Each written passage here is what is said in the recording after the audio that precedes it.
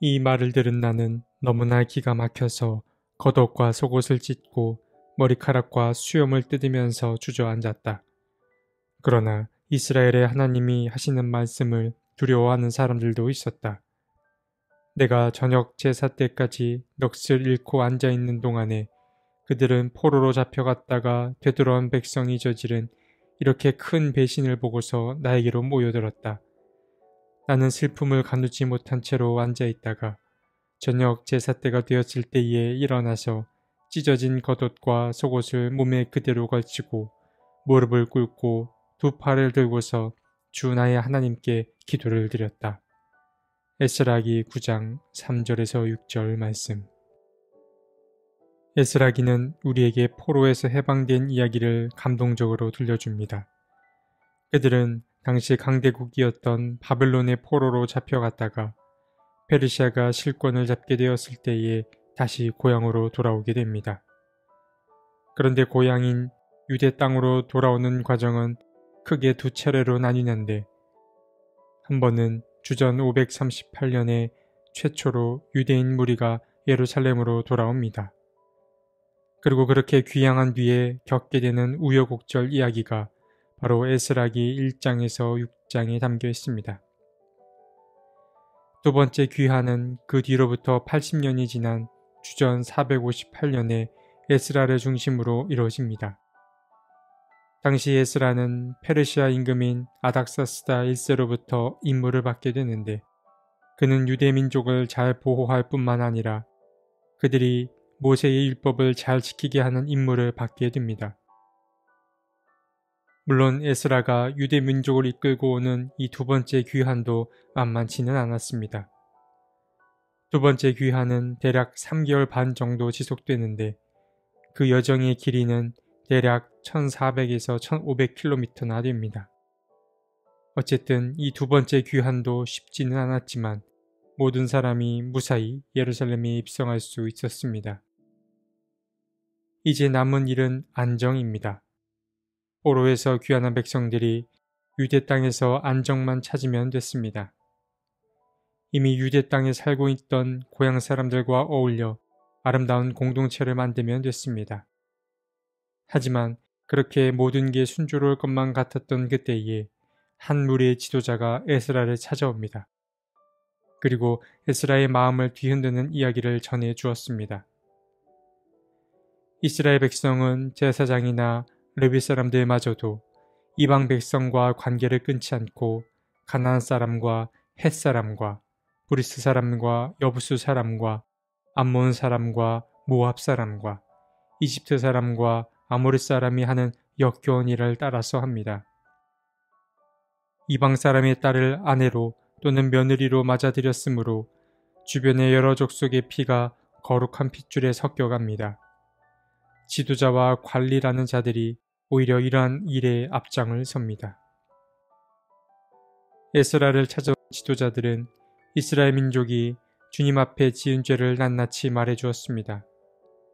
이미 귀향하여 예루살렘에 터 잡고 살고 있던 이스라엘 백성들이 이방 사람들과 어울리며 그들의 문화를 그대로 따라하고 있다는 이야기를 전해줍니다. 그리고 그뿐 아니라 이방 사람의 딸을 아내나 며느리로 맞아들여서 주님의 거룩함을 훼손시키고 있다고 말해 주었습니다. 에스라는 큰 충격에 빠집니다.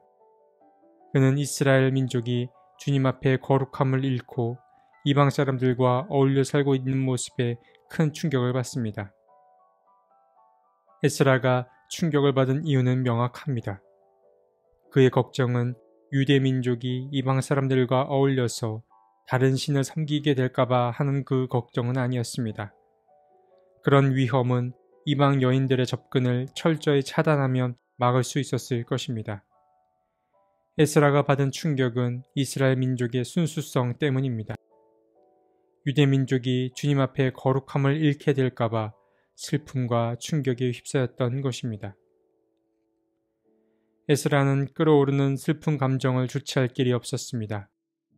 그는 지도자들이 자신에게 전해준 이야기를 듣고서 너무 기가 막혀 겉옷과 속옷을 찢었고 머리카락과 수염까지 뜯으며 고통스러워했습니다.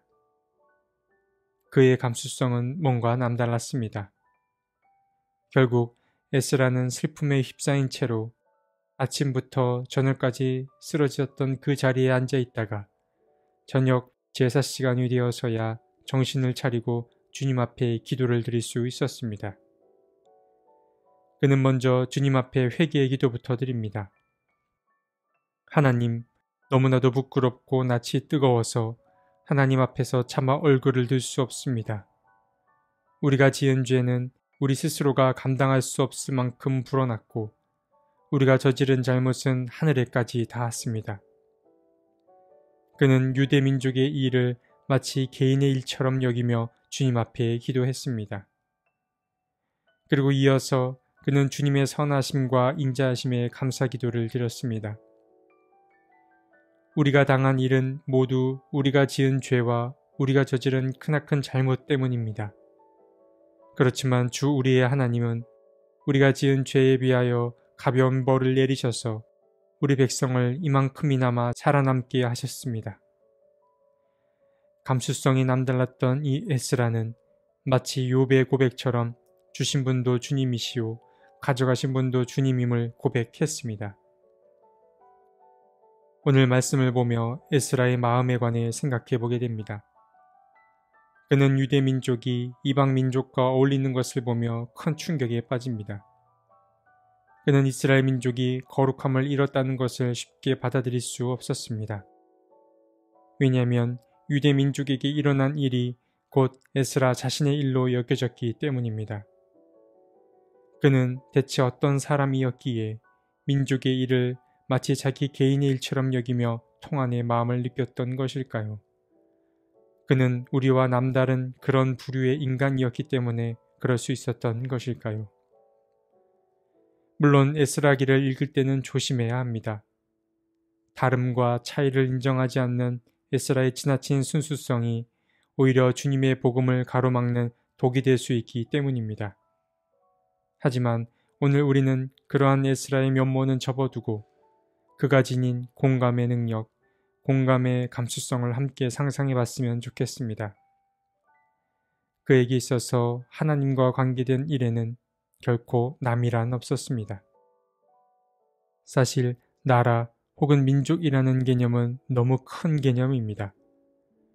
그래서 우리는 그 개념을 조금 축소하여 나라와 민족을 내 곁에 있는 이웃 혹은 타자로 여겨보면 좋겠습니다.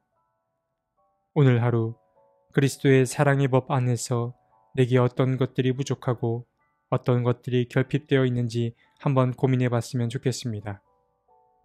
그래서 늘 어려운 일이지만 타인에게 일어난 일이 자신과 무관하지 않은 일임을 늘 기억하셨으면 좋겠습니다. 하나님, 이웃의 아픔과 이웃의 어려움을 내 어려움처럼 여길 수 있게 도와주십시오. 주님은 우리를 함께 살라고 부르셨습니다. 나 혼자만 잘 사는 인생이 아니라 함께 잘 살 수 있는 인생을 모색하게 도와주십시오. 우리의 마음에 사랑이 많이 결핍되어 있습니다. 주님, 우리에게 사랑의 마음, 공감의 마음을 허락해 주십시오. 아멘.